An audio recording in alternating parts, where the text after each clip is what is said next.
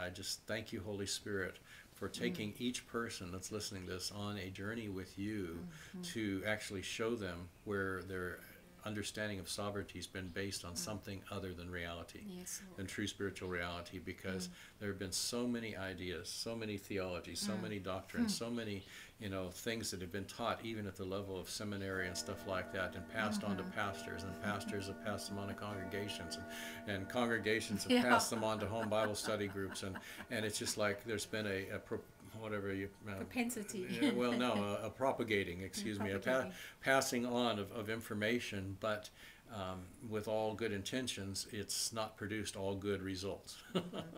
And sovereignty of God is one of those areas that I believe that as we get a grasp of what God's understanding about sovereignty is, as opposed to man's understanding about sovereignty is, it's going to change us immensely.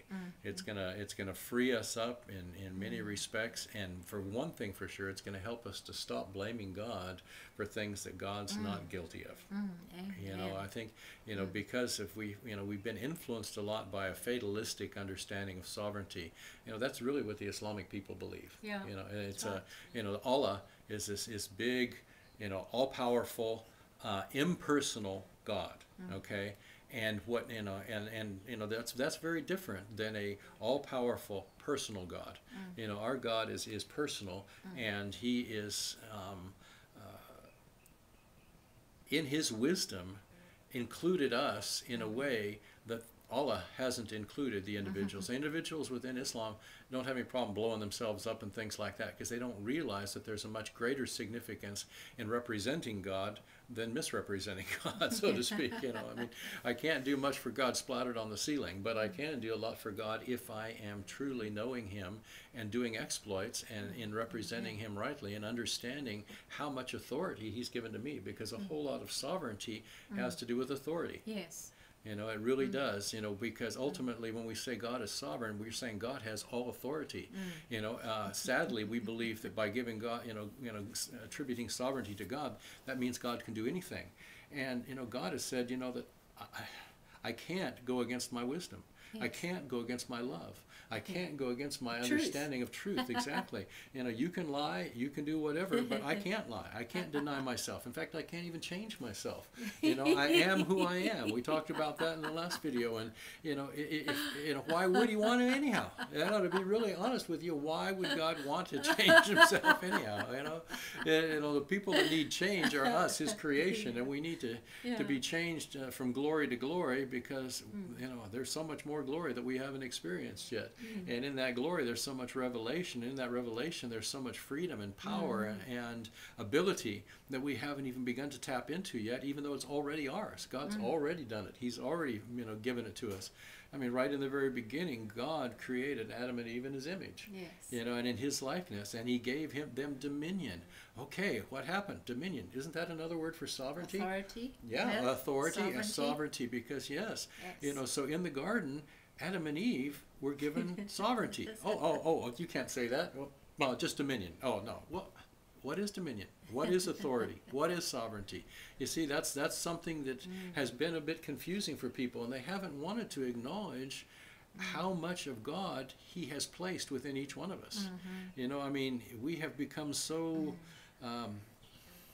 if I can put it this way, a bit weak in our understanding, and in our attempt to be humble, we have become, stupid in our understanding about who God's created us to be. He didn't create us as, way down the food chain. Right. God created us to be the highest created beings in all of creation, even higher than the angels. There's something that He has given to us that the angels don't have, and that is the position of sons. The angels are servants; we're sons. Now, if we want to serve, we might. If our the full understanding of our expression of God is serving in obedience, then we might get to be an angel for all eternity. You ever thought about that? But if we're going to be a son, then we need to realize that we are the heir of all things, and as an heir, we have the full authority. And also we have the living God on the inside of us. We're the house of His presence. He dwells in us, and He is God. So, we've truly been given the place of of his residence. You know, I mean, he's chosen to live in us and to live through us. Right. And so Jesus didn't just come for us, he came as us.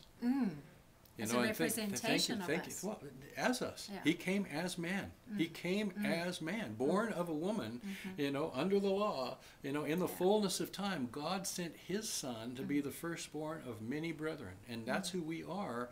And we need to realize that the expression of God in us is not that far different than the expression of God in Jesus. In fact, it's not different at all. Not meant to be, because it's not different at all.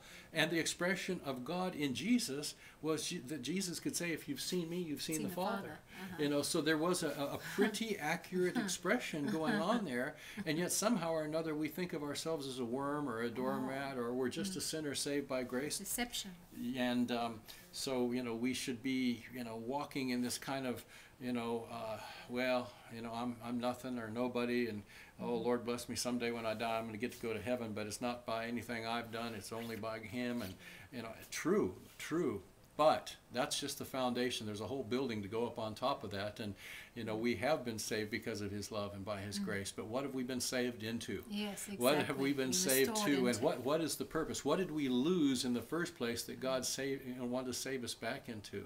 And what we lost was that intimate understanding of how much like God we really were. And we had to be. Think about it. We had to be for God to enjoy fellowship with us.